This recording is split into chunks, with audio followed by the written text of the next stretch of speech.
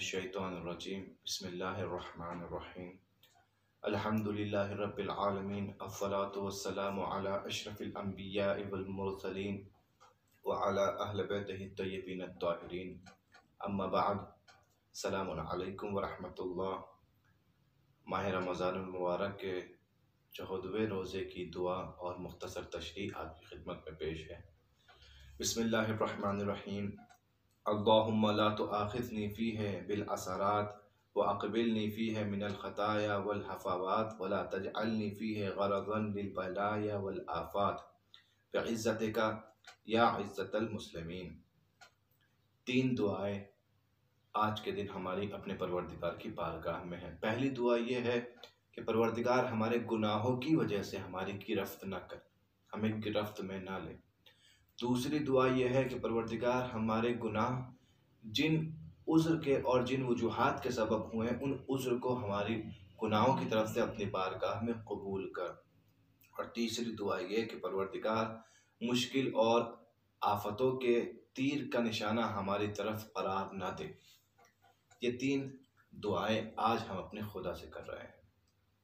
पहली दुआ कि परवरदिगार आज के दिन पहली दुआ हमारी यह है कि हमारे गुनाहों की वजह से हमें गिरफ्त में ना ले।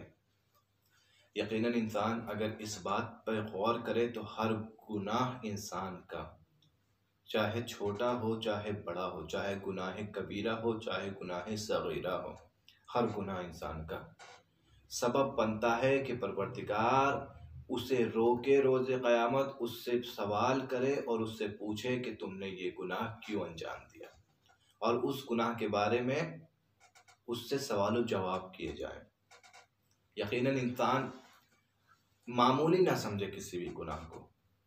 जब इंसान गुनाह करता है तो यकीनन इंसान की नज़र में वो गुनाह मामूली होता है, और वो गुनाह जो इंसान की नज़र में मामूली हो वही सबसे बड़ा गुनाह होता है। तो परवरदिगार हमें गुनाहों की वजह से गिरफ्त में ना ले। परवरदिगार रोज़े क़यामत हमारे हिसाब को आसान कर दे। यकीनन जिसका हिसाब रोज़े क़यामत आसान हो जाएगा वो बड़ा खुशकिस्मत होगा। लेकिन खुदा न करे अगर कोई रोज़े क़यामत गिरफ्तार हो गया, खुदा की गिरफ्त में आ गया, तो उसका हिसाब सख्त हो जाएगा। लिहाजा हम दुआ करते हैं तो क्या करते हैं? दुआ यही पढ़ते हैं, रब्बे आमिलना बेफ़ज़लिक वला तुआमिलना बेअदलिक। परवरदिगार रोज़े क़यामत हमारा हिसाब व किताब अपने फ़ज़ल से कर, क्योंकि अगर तूने हमारा हिसाब व किताब अदल से किया तो हमारे दामन में कुछ नहीं आएगा सिवाय जहन्नम के। लिहाजा वहाँ हमारे लिए अपने फ़ज़ल से हिसाब व किताब करना, ताकि अगर तू चाहे तेरे फ़ज़ल व करम के ज़रिए से तो हमें जन्नत भी दे सकता है। दूसरी दुआ, परवरदिगार हमारे उज़्र को कबूल कर, हमारी ख़ताएँ, हमारी गलतियाँ, हमारी नाफरमानियाँ यकीनन इनका एक उज़्र है, उस उज़्र को कबूल कर। दुआएं कुमैल में हम पढ़ते हैं, फ़क़बल उज़्री, परवरदिगार मेरे उज़्र को कबूल कर। उज़्र यानी इंसान का गुनाह करने का सबब, इंसान का गुनाहों में डूबने का सबब वो क्या था। जब हम देखते हैं कि इंसान क्यों इस दुनिया में आने के बाद ज़्यादातर गुनाहों में मलऊस हो जाता है, गुनाहों में गिरफ्तार हो जाता है, तो हमें मिलता है कि सबसे बड़ी वजह जो गुनाहों में गिरफ्तार होने की है वो खुद दुनिया है। दुनिया और हुब्बे दुनिया। जब हमने देखा कि दुनिया और हुब्बे दुनिया एक ऐसी वजह है कि अक्सर इंसान इस वजह से गुनाहों में गिरफ्तार होते हैं, मगर इंसान अगर इसी दुनिया का इस्तेमाल आखिरत के लिए करे, इसी दुनिया को कमाए मगर आखिरत के लिए कमाए, तो इंसान गिरफ्तार नहीं होता इस दुनिया में, बल्कि यही दुनिया सबब बनती है कि इंसान सआदत पा लेता है, इंसान खुशबख्त हो जाता है।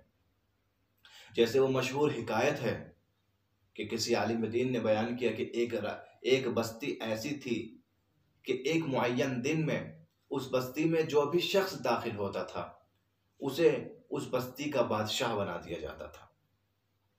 जैसे मसलन साल का पहला दिन, पहली तारीख, और जैसे ही इस पहली तारीख को उस शहर में सबसे पहले कोई शख्स, चाहे कोई भी हो, दाखिल हुआ, उस शख्स को उस शहर का, उस बस्ती का बादशाह बना दिया जाता था, मगर 1 साल के लिए। फिर अगले साल उसी दिन उसे तख्त से उतार दिया जाता था और फिर लोग शहर के दरवाजे पे खड़े हो जाते थे कि आज कौन सबसे पहले शहर में दाखिल होगा। लिहाजा एक शख्स वहां शहर में दाखिल हुआ और जैसे ही दाखिल हुआ तो लोगों ने बहुत एहतराम किया। क्या बात है? कहा आप हमारे बादशाह बनेंगे। क्यों? क्योंकि आज साल का पहला दिन है और आप आज सबसे पहले हमारे शहर में आए हैं। वो शख्स तख्त पर जाके बैठा जिसे कल तक कुछ पता नहीं था कि मेरे साथ क्या होगा, आगे मेरी जिंदगी में क्या होगा। आज वो बादशाह बन गया। कल तक उसके पास कुछ नहीं था, आज सब कुछ उसके पास है, सारा इख्तियार उसके पास है। देखें दुनिया की मोहब्बत और दुनिया का इस्तेमाल मोमिन कैसे करता है, दुनिया का इस्तेमाल, और एक गुनहगार इंसान कैसे दुनिया का इस्तेमाल करता है। वो शख्स तख्त पर बैठा और उसने जैसे ही तख्त पर बैठा उसने कहा कि ये तख्त फिर कहाँ नसीब होगा, लिहाजा जितना मुझे खाना है, जितना ऐशो आराम करना है उतना कर लूँ। हर तरीके से ऐशो आराम किया, दिन में ऐश, रात में ऐश, हर तरीके से गुनाह, इशरत उसने लिहाजा अपने ऊपर हर तरीके से दौलत को सर्फ किया और ऐशो आराम से जितनी जिंदगी गुजार सकता था पूरे साल गुजारी। साल का आखिरी दिन आया, वज़रा आए, वजीर लोग आए, आने के बाद तख्त से उतारा, लिबास बादशाहत को वापस लिया और वही फकीराना लिबास उसको देकर कहा कि अब जाओ, चले जाओ। कहा कुछ तो एहतराम करो, मैं तुम्हारा एक साल राजा रहा हूँ, बादशाह रहा हूँ। कहा अब हमारा बादशाह तू नहीं है, अब तेरे लिए हमारे नजर में कोई एहतराम नहीं रहा, लिहाजा अब तुझे इस हुकूमत से एक सिक्का, एक दिरहम भी नहीं मिल सकता। वो बेचारा रोता हुआ जाता है और कहता है कि अब तो मुझे इस बादशाहत की, इस ठाट बाट की आदत हो गई थी, अब मैं कैसे जिंदगी गुजारूंगा। फिर उसी दिन उसी शहर में एक और शख्स दाखिल होता है और दाखिल होने के बाद लोग उसे कहते हैं कि आपको हमारा बादशाह बनना है, हमारा कानून यह है कि जो सबसे पहले दाखिल हो उसे बादशाह बनाते हैं। वो तख्त पर बैठता है और पूछता है कि कितने दिन के लिए मैं बादशाह हूँ। कहा आप पूरे एक साल के लिए बादशाह हैं। फौरन वो अपनी अक्ल का इस्तेमाल करता है और अक्ल का इस्तेमाल करने के बाद कहता है कि एक साल तक जो भी मैं कहूँगा इनको सुनना पड़ेगा, लेकिन एक साल के बाद जब मैं यहाँ से लौटूंगा मेरे हाथ में कुछ नहीं होगा, लिहाजा आज से ऐसा काम किया जाए जो एक साल बाद भी मुझे फायदा पहुंचाए। लिहाजा उसने सबसे पहला हुक्म जारी किया तख्त बादशाहत पर बैठने के बाद कि यहाँ से सारा माल मेरे शहर में ले जाया जाए और वहां मेरे लिए एक महल आलीशान बनवाया जाए। लोग जाहिर सी बात है हुक्म की तामील बादशाह की वाजिब है सब पे करनी, लिहाजा माल ले जाया गया, उसके शहर में एक महल बनवाया गया।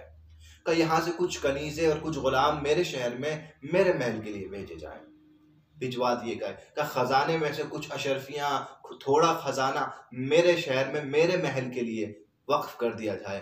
थोड़ा खजाना लिया और उसके महल में रख दिया। हर तरीके से जितना वो कर सकता था किया। जब एक साल पूरा हो गया तो वो खुद तख्त से नीचे उतरा और उतरने के बाद में जैसे ही लोगों ने कहा कि अब आप हमारे बादशाह नहीं हो, तो उसने कहा मुझे कोई परवाह नहीं है। क्यों? क्योंकि मैंने अपने शहर में अपने लिए इतना मुहैया कर लिया है कि अब मैं पूरी जिंदगी बादशाहों की तरह गुजार सकता हूँ। पहला शख्स जो बादशाह बना था उसकी मिसाल ऐसी है कि जो दुनिया में आकर दुनिया ही में गिरफ्तार हो जाता है, लेकिन जब मौत का फरिश्ता आता है तो रोता है और कहता है कि हमें तो दुनिया में मज़ा आने लगा था, दुनिया से जुदा होने का दिल नहीं कर रहा हमारा, हम इस दुनिया को छोड़कर कैसे जाएं, हमारा दिल दुनिया से लग गया। लेकिन जब मोमिन इस दुनिया से जाता है, वही दूसरा शख्स, वही दूसरा बादशाह जो बना था, वो जाता है तो रोता नहीं है बल्कि खुश होता है, मुस्कुराता है, क्योंकि उसे पता होता है कि मैंने इस दुनिया में रह के अपनी उस दुनिया के लिए इतना इकट्ठा कर लिया है कि वहां मुझे किसी किस्म की परेशानी और अजियत नहीं हो सकती। यह है कि इंसान अपनी दुनिया को कैसे इस्तेमाल करे। गुनाहों में इस्तेमाल करे तो यहाँ भी परवरदिगार आलम की नज़र में ज़लील व ख़ार रहेगा और कब्र की मंजिल और बरज़ख की मंजिल तो उसके लिए बहुत सख्त है। लेकिन अगर इसी दुनिया का इस्तेमाल दीन के लिए करे, इसी दुनिया का इस्तेमाल आखिरत के लिए करे, तो यकीनन इस दुनिया से जाएगा तो मुतमईन जाएगा।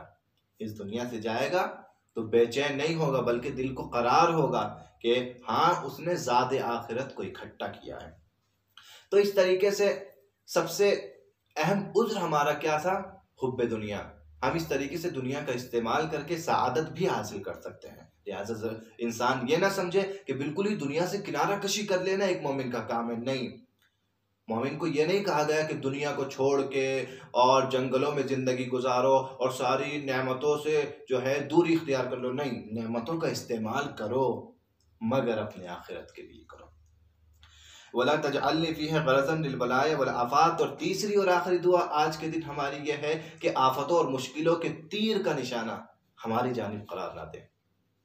यानी आफतों को और मुश्किलों को जो है एक तीर से तशबीह दी गई है, जिसका निशाना हमारी तरफ है। परवरदिगार उन आफतों का और मुसीबतों का निशाना हमारी तरफ करार ना दे। अगर बलाएं हमारी तरफ आए तो हमारी तरफ आने से उन बलाओं को रोक ले, मुसीबतों को हमारी तरफ आने से रोक ले।